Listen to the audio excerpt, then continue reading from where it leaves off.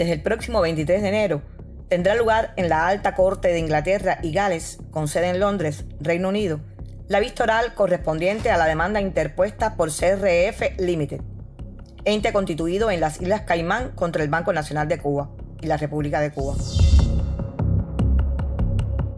El demandante alega ser titular de dos instrumentos financieros de deuda pública cubana contraída en 1984.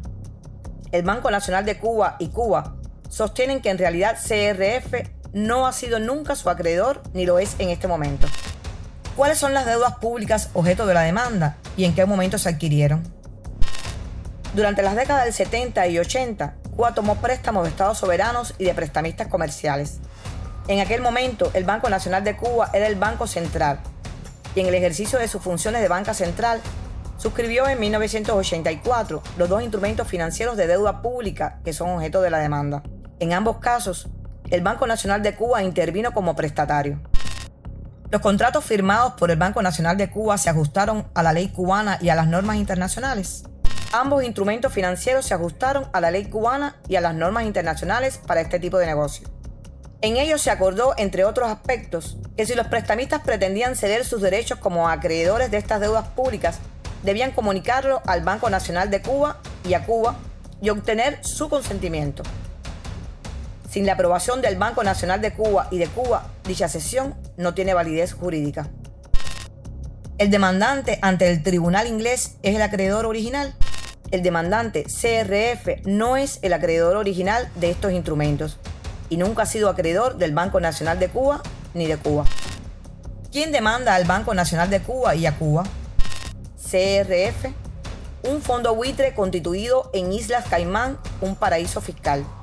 Los fondos buitres se dedican a comprar a bajo costo la deuda de un determinado país a través de cualquier mecanismo, incluso mediante actos ilegales.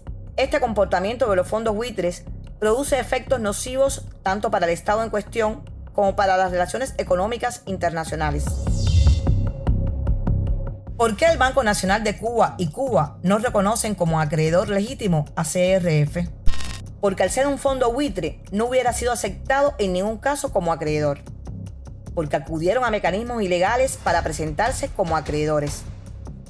Y porque los mecanismos ilegales utilizados llevaron aparejados serias irregularidades cometidas por funcionarios del Banco Nacional de Cuba en violación de la ley.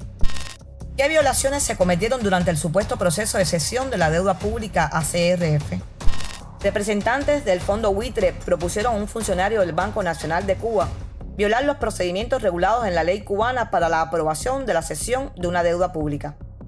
Como resultado de esta propuesta, ese funcionario actuó conscientemente contrario a la ley, razón por la cual fue sancionado penalmente.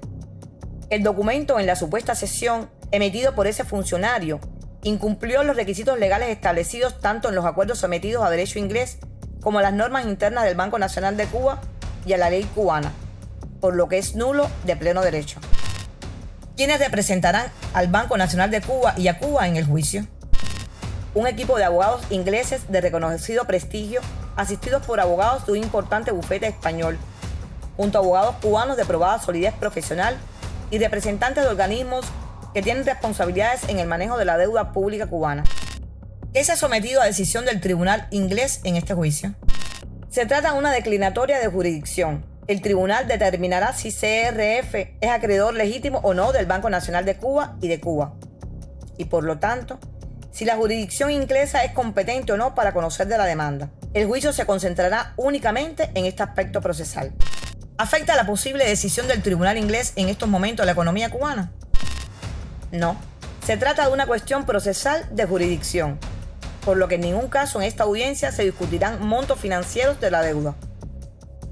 Por tanto, sea cual sea la decisión del tribunal, las finanzas del Banco Nacional de Cuba y de Cuba no están comprometidas en esta decisión.